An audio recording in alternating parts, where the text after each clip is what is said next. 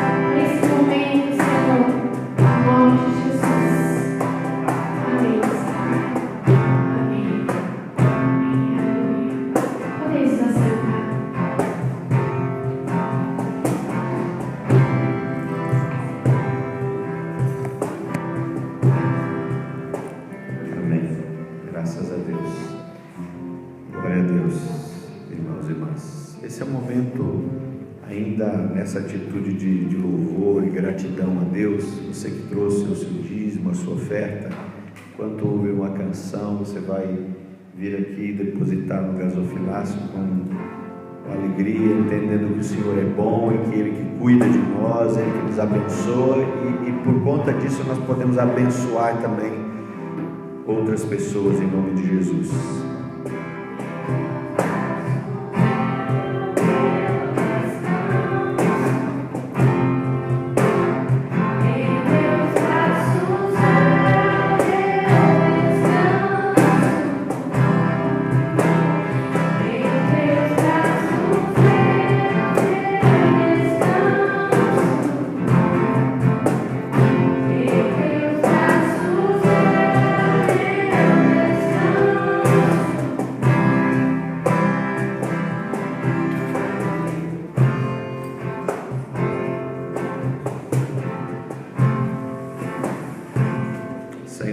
Queremos te agradecer, Pai, por essa noite, te agradecer pelos recursos que chegam à tua casa, te agradecer porque em teus braços nós podemos descansar, como diz a letra dessa música.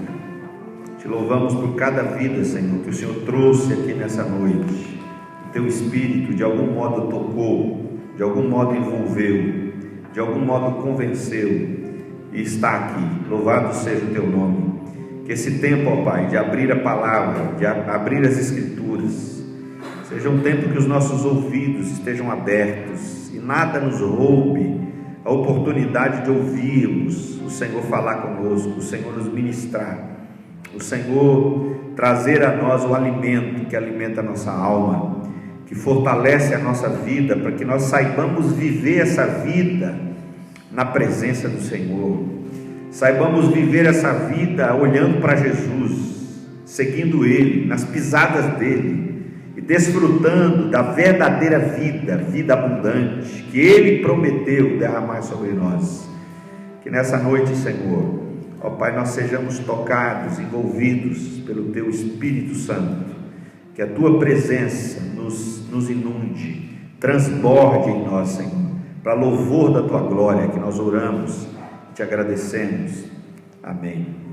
Amém. Amém. Que Deus abençoe você, nos abençoe nesse tempo, e eu te convido a abrir a palavra de Deus lá na Epístola de Tiago, capítulo 4, verso 1 ao 10. Nós estamos conversando sobre a fé viva lá na Epístola de Tiago. Que bom que você está aqui, que Deus te trouxe aqui para que você ouça da palavra, se fortaleça em fé, e nós temos falado sobre essa fé viva, que é uma fé que vem acompanhada de fruto, uma fé que por exemplo, tem um jeito de lidar com as palavras, com a língua, uma fé que leva a gente a se compadecer de quem está sofrendo, por exemplo.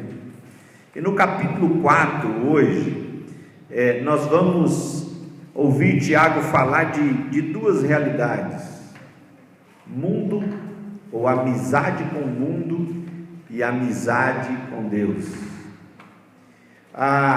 É possível que nós tentemos, Tiago vai trazer isso, Jesus havia dito, viver uma espécie de amizade com o mundo, ao mesmo tempo que vivemos uma amizade com Deus. Mas o apóstolo Tiago diz que isso é impossível. Jesus havia dito isso em outras palavras, que era impossível a gente servir a dois senhores. E Tiago diz que na medida em que, lá no verso 4, parte B, aquele que quiser ser amigo do mundo, ele diz, constitui-se inimigo de Deus. Quem quiser ser amigo do mundo se faz automaticamente inimigo de Deus. Palavras fortes. Mas o que significa? Isso é importante para nós. O que significa ser amigo do mundo? Porque se a amizade com o mundo nos torna inimigos de Deus, o que é amizade com o mundo? O que é esse negócio de mundo? Você já deve ter percebido que a Bíblia apresenta a palavra mundo. Em alguns momentos, mundo é a criação, é o que Deus fez, é a humanidade, a natureza, e que, portanto, não se trata de algo ruim, não se trata de algo mal. Mas existem momentos que a Bíblia diz que o mundo jaz no maligno, é um outro mundo, é um mundo corrompido, é um mundo que é possuído pelo mal. Então a Bíblia fala de dois tipos de mundo, basicamente. Um que é criação de Deus, que não tem nada de mal a princípio. Por exemplo, alguém já pensou que ir a uma praia ou ir, por exemplo, num pomar e desfrutar e comer frutas e gostar de comer frutas não deveria ser algo que alegrasse tanto, porque isso é um prazer do mundo. Mas não é isso que a Bíblia diz. Quando a Bíblia fala de criação, do que Deus fez, esse é o mundo bom, esse é o mundo criado por Deus. Agora o mundo que é mau é um outro mundo. Às vezes nós confundimos, por exemplo, é como aquela mãe cujo filho foi jogar futebol e ele ia à igreja, fazia suas orações, parecia ser tão pacífico, tão ali sujeito à palavra de Deus, mas ele vai jogar futebol, e aí no futebol ele se desentende com alguém, ele sai no soco com uma pessoa lá, e ele volta para casa com o olho roxo, e aí encontra a mãe já na porta, e ela o recebe e diz: eu te falei que futebol é coisa do mundo, por isso que você não devia ter ido lá, porque isso é uma coisa do mundo. Então veja, para algumas pessoas o mundo tem a ver com essas coisas, o futebol, ir lá desfrutar de alguma coisa, tudo que dá prazer é como se fosse mundo, como se fosse pecado. Mas o Tiago diz uma coisa interessante, para a gente entender o que é mundo. Verso 1, olha o que ele diz: de onde procede guerras e contendas que há entre vós? De onde, senão dos prazeres que militam na vossa carne? Tiago está dizendo: olha pessoal, essas guerras, conflito, briga, o menino que foi lá jogar futebol lá, sabe que o problema é o futebol ou alguma coisa que estava dentro desse menino? Tiago está dizendo: sabe que o problema é o futebol ou alguma coisa que estava dentro desse menino? O verso 2 continua dizendo assim: cobiçais e nada tendes, matais e invejais e nada podeis obter, viveis a lutar e a fazer guerras, nada tendes, porque não pedis. Veja o verso 2, a palavra nada aparece 3 vezes. Quem vive essa vida que Tiago está dizendo aqui, que ele está descrevendo como mundo, é uma vida do nada.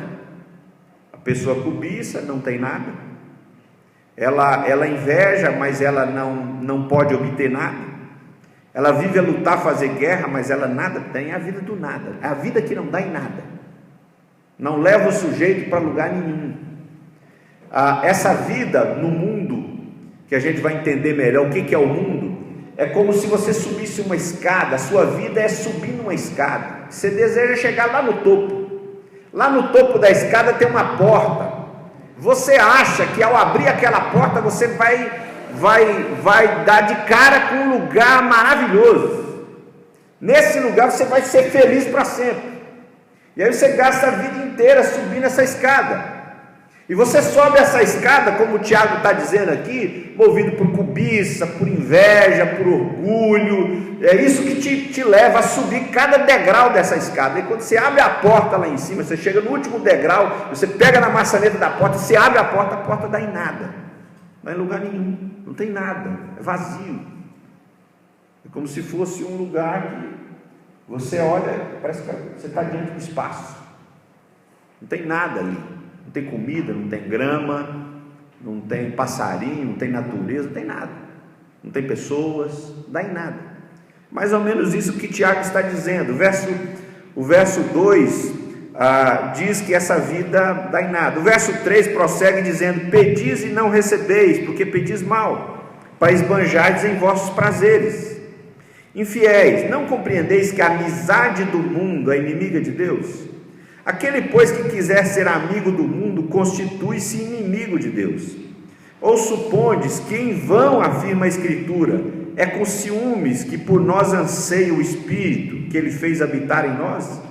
Antes Ele dá maior graça, pelo que diz, Deus resiste aos soberbos, mas dá graça aos humildes. Sujeitai-vos, portanto, a Deus, mas resisti ao diabo, e ele fugirá de vós. Chegai-vos a Deus, e ele se chegará a vós outros. Purificai as mãos, pecadores, e vós que sois de ânimo dobre, ou seja, vocês que têm dois corações, um coração está em Deus, outro coração está fora de Deus, um coração quer subir, outro coração quer descer, um coração quer amar, outro coração quer odiar, um coração quer perdoar, outro coração quer se vingar, ou seja, vocês que têm dois corações, essa imagem que Tiago vai falar, na expressão, é isso que quer dizer ânimo dobre.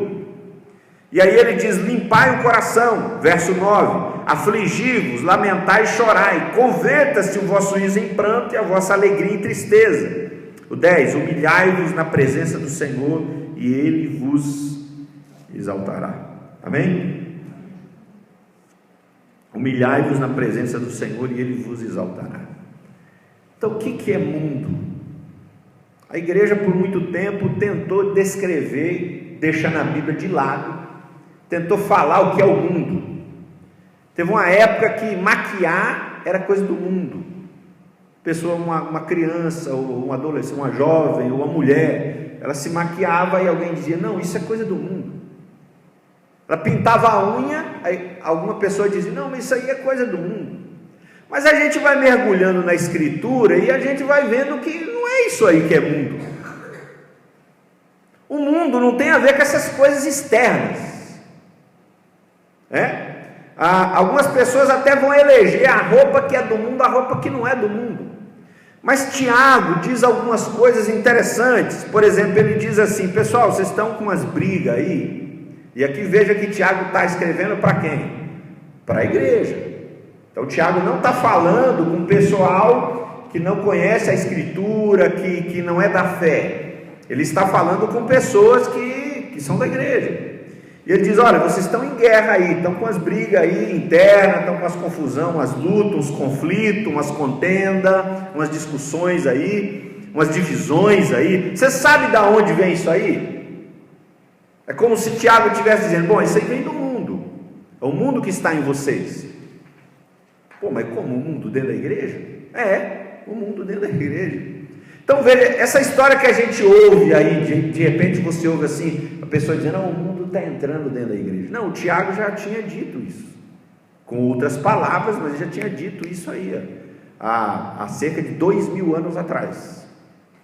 Então, o que é o mundo para Tiago? O mundo para Tiago, eu vou resumir assim, tem a ver com 3 palavras, aqui em Tiago. A Bíblia, em outros textos de João, a Epístola de João, vai falar também mais sobre o mundo. Mas Tiago usa aqui, nas entrelinhas, 3 palavras para falar sobre a realidade do mundo. A primeira palavra tem a ver com cobiça, verso 2. A segunda palavra é inveja, verso 2. A terceira palavra, verso 6, é soberba, ou soberbos. Então o mundo para Tiago, e também o apóstolo João, lá na sua epístola, primeira epístola de João, capítulo 2, verso 15 a 17, ele vai falar que o mundo é a concupiscência dos olhos, é a soberba da carne. Então, mais ou menos a mesma ideia que Tiago traz aqui. Então, o mundo não é uma coisa que está fora de nós, o mundo está dentro de nós. O mundo está dentro de nós. Então, essa história do mundo entrar na igreja é um contraditório, porque o mundo está dentro de nós. Agora, a questão que Tiago vai dizer aqui, que é importante para mim e para você, é o seguinte: é a amizade com o mundo. Existem algumas coisas que estão dentro de nós, que tem a ver com inveja, que tem a ver com orgulho ou soberba, e que tem a ver com cobiça. Isso está dentro de nós. A questão toda é que às vezes nós nos tornamos amigos de tudo isso. Nós cultivamos uma admiração, um gosto por tudo isso. nós nos entregamos a tudo isso. A cobiça, por exemplo, o que é a cobiça? A cobiça tem a ver com o desejo sem freio. O sujeito quer tanto uma coisa, quer tanto, que ele mente, que ele trai princípios, que ele passa por cima de amizades, que ele destrói amigos, destrói família, porque ele cobiça, ele quer demais alguma coisa. Por exemplo, alguém pode querer construir uma amizade, e não tem nada demais querer ser amigo de uma outra pessoa, mas alguém, para fazer uma amizade, pode percorrer um caminho, porque ele está movido de cobiça, porque esse amigo não é qualquer amigo, esse amigo aí é um homem poderoso, é um homem abastado, é um homem que ocupa um cargo, né, admirável, e por causa disso ele faz qualquer coisa, ele joga pessoas contra essa pessoa, ele cria inimizade com os amigos que já estavam ali antes, para que ele seja o único amigo. Então, movido por cobiça, a gente pode fazer um monte de coisa. Tiago diz também que o mundo tem a ver com inveja. O que é a inveja? A Bíblia chama a inveja ou ciúmes. Às vezes a Bíblia vai trazer essa ideia, né? Ciúmes, inveja com o mesmo sentido. Para nós, inveja tem a ver com eu desejar algo que pertence ao outro. Ciúmes é eu ter medo que o outro me tome algo que está na minha mão. Mas para a Escritura, a palavra que é usada tanto para ciúmes como para inveja, normalmente é a mesma. Normalmente é a mesma. E essa palavra tem um significado de que o outro se tornou para mim uma ameaça, um inimigo, um perigo para mim. Por exemplo, você encontra isso no relato de José. Em Gênesis, quando os irmãos de José ouvem José contar os sonhos que ele teve, eles começam a olhar para José, e José se torna um inimigo, uma ameaça, um perigo para eles. E eles jogam José então num poço. José é vendido para o Egito como escravo. Isso tudo, diz a Escritura em Gênesis, que é movido por ciúmes, ou outra tradução pode dizer por inveja. Isso para Tiago é o mundo. Cultivar essas coisas tem a ver com amizade do mundo, ou amizade com o mundo. Quando o Tiago fala de mundo, ele está falando dessas coisas, cobiça, inveja, e ele está falando de soberba. É tão assim que lá no verso 6, quando o Tiago vem falando que o Espírito tem ciúmes, no verso 6, ele diz assim: Deus dá graça ao humilde, mas Deus resiste ao soberbo. Por que resiste ao soberbo? Porque a soberba é manifestação do mundo. Você quer uma coisa mundana? Soberba. A gente acha que coisa mundana tem a ver com alguma coisa externa da pessoa, mas tem a ver com soberba.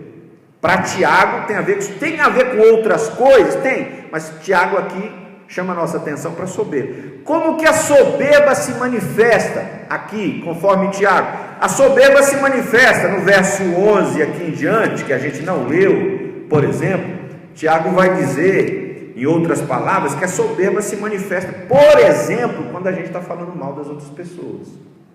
Toda conversa que eu e você sentamos para falar mal de quem quer que seja, para falar mal, depreciar uma pessoa, isso é uma manifestação para Tiago de soberba.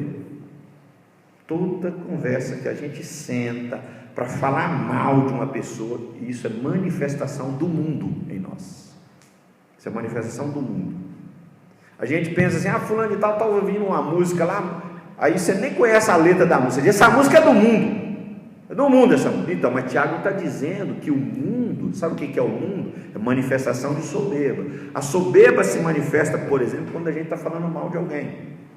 A soberba se manifesta também, aqui no verso 13, Tiago vai falar de um grupo de pessoas, e aí ele vai usar a palavra jactância, que saía eram comerciantes, e eles saíam para viagens de um longo período para negociar, e aí eles faziam planos, e como se eles fossem os donos do amanhã, como se eles tivessem poder sobre o amanhã, se eles tivessem autoridade para definir que eles vão estar vivos para daqui a um ano.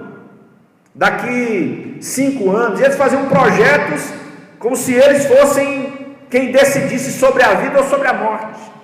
E aí o Tiago diz assim, lá no verso 16: agora, entretanto, vos jactais das vossas arrogantes pretensões, toda jactância semelhante a essa é maligna. Porque é o verso 14: vós não sabeis o que sucederá amanhã. O que é a vida? A vida passa rápido, vocês não sabem o que vai suceder amanhã. Essa fala de Tiago, não sei se você lembra, ela é semelhante àquela parábola que Jesus contou de um homem que fez uma colheita abastada, e ele diz assim: eu vou destruir meu celeiro, vou construir um maior para poder guardar tudo que eu colhi. Foi uma colheita extraordinária, e a minha alma vai beber e regalar. E aí Jesus termina a parábola dizendo assim: louco, não sabe que essa noite pedirão a tua alma? Como é que você acha que vai? Vou aproveitar a vida como se você tivesse o poder de definir quantos anos mais você vai viver. Ele diz: louco, essa noite pedirão a tua alma, e o que tens preparado para quem será? Então essa ideia de que nós não arbitramos, nós não temos o poder de definir certas coisas, o que nós sabemos é sobre o aqui e o agora e muito pouco. Então a soberba para Tiago se manifesta na vida desses negociantes que ali saíam para fazer visitas a outras cidades e ali negociar por anos, e diziam: nós vamos lucrar, vamos fazer isso, e fazer um plano sem ponderar que eles poderiam não chegar lá no final. Aliás, eles poderiam nem sair em viagem. Era uma falta de temor, uma falta de temor completo em relação ao Senhor. E Tiago diz: isso é manifestação de jactância ou de soberba, mesma palavra. Então isso para Tiago tem a ver com o mundo, tem a ver com o mundo, tem a ver com orgulho, com inveja e com cobiça. Todas as vezes que a gente se volta para alguém, se torna inimigo de alguém, e a gente acha que aquela pessoa é uma ameaça contra nós, assim como foi com Saul em relação a Davi. E Saul perseguiu Davi como um cão, quis matá-lo, quis acabar com a vida de Davi, porque achava que Davi queria roubar o trono de Saul. Isso é manifestação de mundo. Isso é manifestação de mundo. Agora, o Tiago fala do mundo, essas 3 palavras: cobiça, inveja e orgulho. E Tiago fala desse amor ao mundo. Como é que esse amor ao mundo aparece? O verso 1, Tiago diz isso. Como é que esse amor, como é que eu sei que o mundo está se manifestando na minha vida? Bom, Tiago diz: olha, só olhar as guerras, as confusões, as contendas. Você acha que as pessoas estão brigando umas com as outras? Você acha que por quê? Por causa de política só? Não. Tiago vai dizer não. Se Tiago entrasse numa página do Facebook hoje e visse comentário ali de discussão, porque um a favor de A, outro a favor de B, Tiago diria: isso aí não é um problema só de concordar com A e o outro é da parte B, um é de linha tal, o outro é da linha tal. Não, isso não é um problema só de política. Tiago está dizendo: isso é um problema de mundo, o mundo que nos habita, e que aparece nesses comentários aí, e que semeia e que gera essas confusões, essas brigas, essas guerras, essas inimizades, porque o Espírito de Deus não gera inimizade entre pessoas.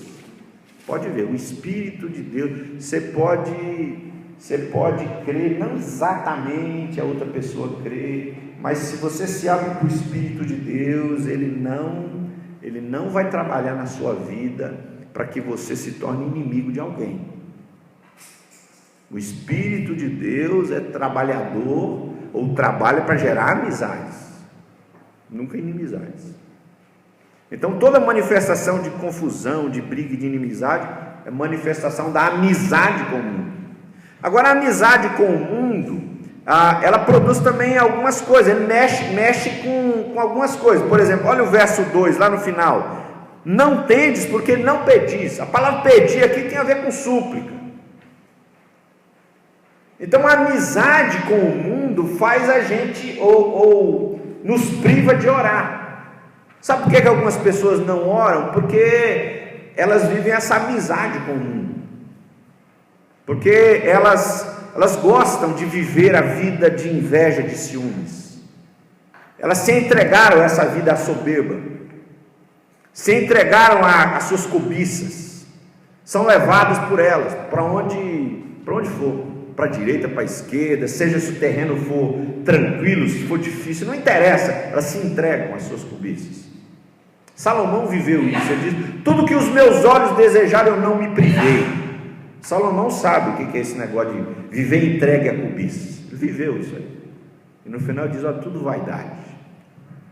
Agora, a amizade com o mundo gera confusão, guerra, mas a amizade com o mundo também atrapalha a gente ou nos priva de orar. Quanto mais amigo do mundo a gente for, mais a gente começa a abrir mão da oração. Essa é uma possibilidade.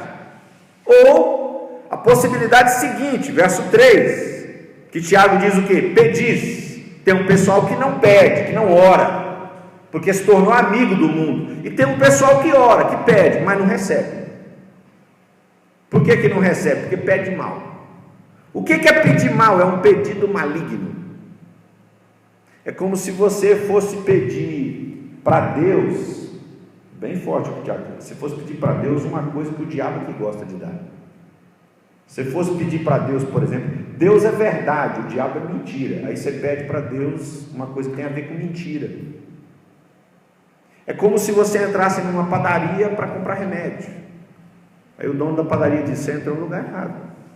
Ou você entrasse numa farmácia para comprar pão. Aí o vendedor educadamente diz: olha, a gente não trabalha com esse produto aqui. É mais ou menos isso que Tiago está dizendo, que a amizade com o mundo vai produzindo em nós, ou a gente não ora, ou quando ora, a gente ora uma oração corrompida. A gente ora como quem se relaciona com Deus, como se Deus fosse outra pessoa, não fosse Deus de amor, de justiça, fosse outra coisa. Tiago está dizendo, então a amizade com o mundo vai minando as nossas orações. Agora, para a gente encerrar, irmãos, como é que a gente, qual que é o caminho para a gente viver uma amizade com Deus? Porque se o mundo é isso aí, inveja, cobiça e orgulho, se a amizade com o mundo leva a gente para a guerra, para orar mal ou para não orar, qual que é o caminho da amizade com Deus? Qual é o caminho da amizade com Deus? Porque se você está aqui trazido pelo Espírito de Deus, com certeza você quer ser amigo de Deus. Qual é o caminho para a amizade com Deus? Então dá uma olhada lá no verso 7.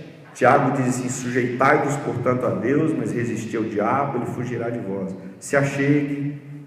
Verso 8, purifique as mãos. Verso 9, aflija-se, lamente, chore, converta o riso em pranto. Verso 10, humilhe-se perante o Senhor. São todas expressões que Tiago usa, desde o sujeitar, o se achegar, se purificar, se afligir, todas expressões que têm essa conotação de se humilhar, de se humilhar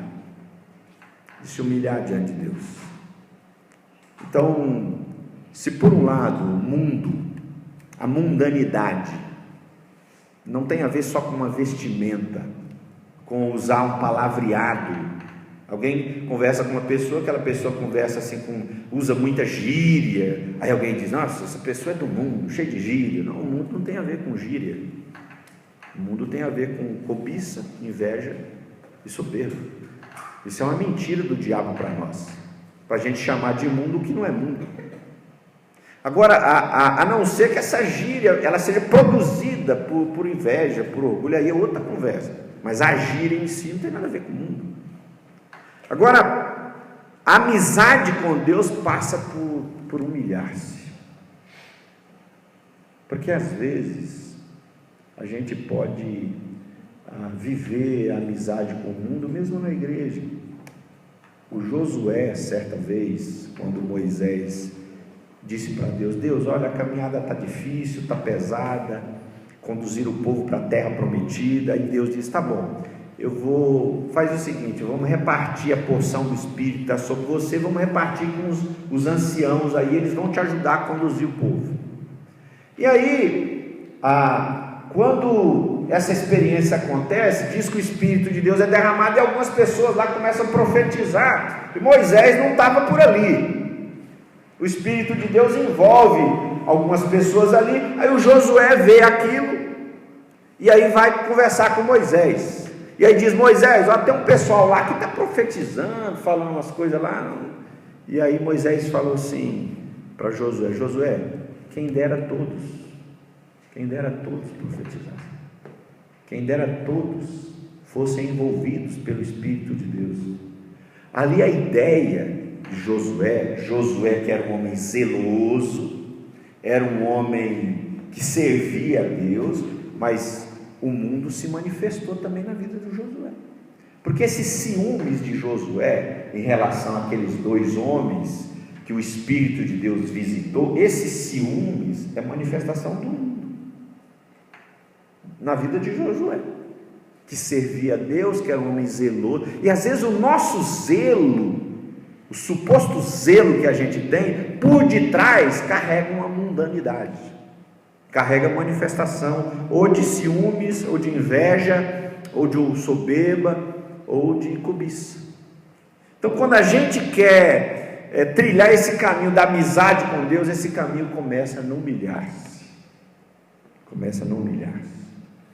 Lucas 18 descreve uma parábola: 2 homens vão ao templo, um se exalta, um diz: Deus, eu jejum, Deus, eu contribuo na igreja, eu oro todo dia, eu faço as coisas tudo certo, eu dou esmola para pobre, porque eu não falto um culto, porque eu faço isso, eu faço aquilo. O outro chega e diz: Deus, tem misericórdia de mim, porque eu sou pecador.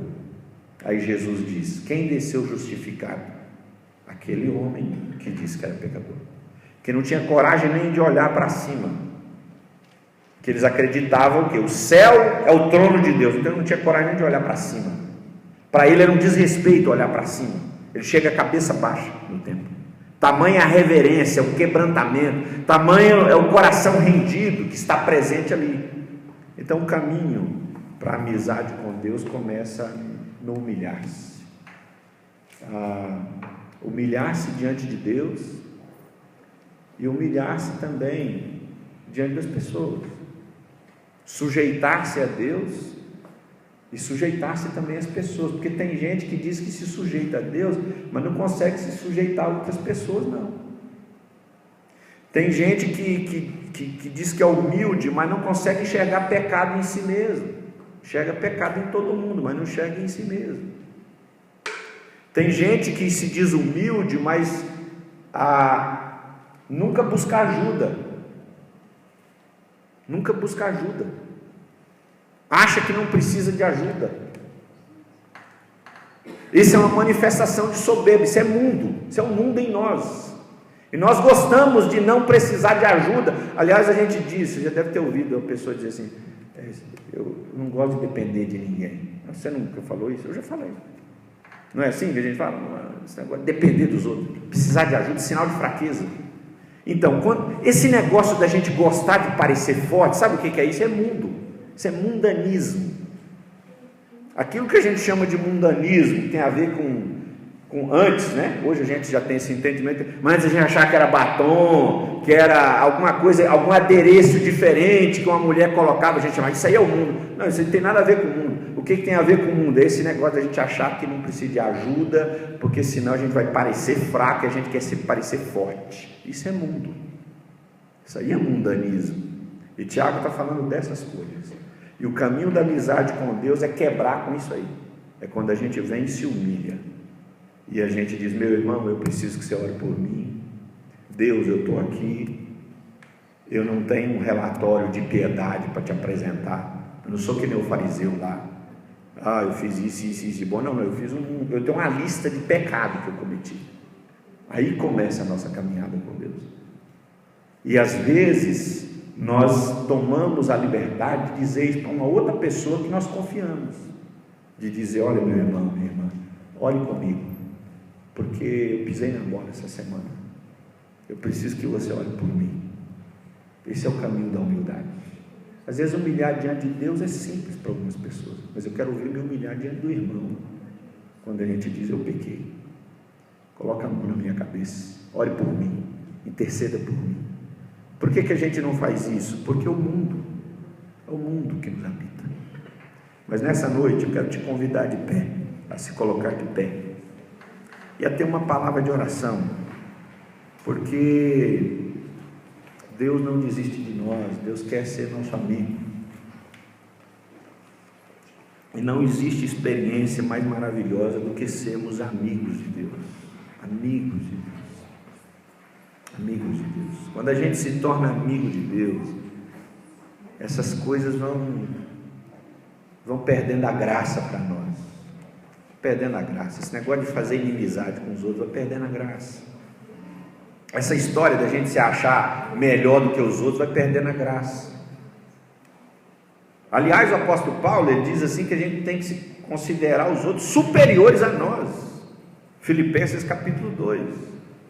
Então vai perdendo a graça, essa história da gente ficar contando vantagem de coisa boa que a gente fez, certinha que a gente fez, e às vezes fez mesmo. Isso vai perdendo a graça. Sabe o que a gente começa a fazer? A gente começa a contar nossos tropeços. Contar mais os nossos tropeços do que as coisas certas que nós fizemos. Porque quem tem que crescer não somos nós, é o Senhor. Amém? Enquanto você ouve uma canção, coloque a tua vida diante de Deus. Fale com Deus do seu jeito, do seu modo. Deus está presente aqui. Quem sabe nessa noite é noite de você dizer: Deus, às vezes meu coração é tomado de cobiça, de inveja e de soberba, mas Deus, nessa noite eu estou aqui, eu quero aprender esse caminho de ser teu amigo, ou tua amiga, teu amigo, tua amiga, Senhor. Me ensina o caminho, Pai, de ser seu amigo. Quem sabe eu pequei muitas vezes, tropecei muitas vezes, não sou digno de ser chamado seu filho, mas me acolha hoje, que teu Espírito me envolva hoje, me inunde hoje, em nome de Jesus. Ore, fale com Deus. Aleluia. Santo, santo, santo.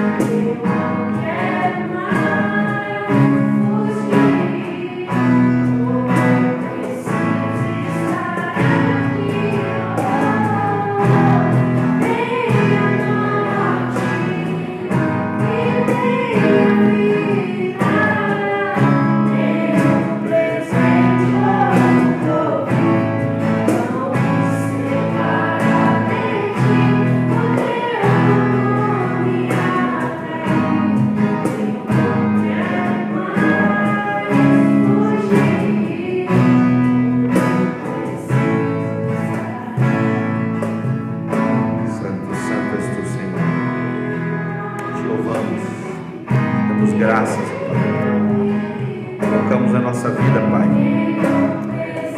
diante de Ti, Senhor.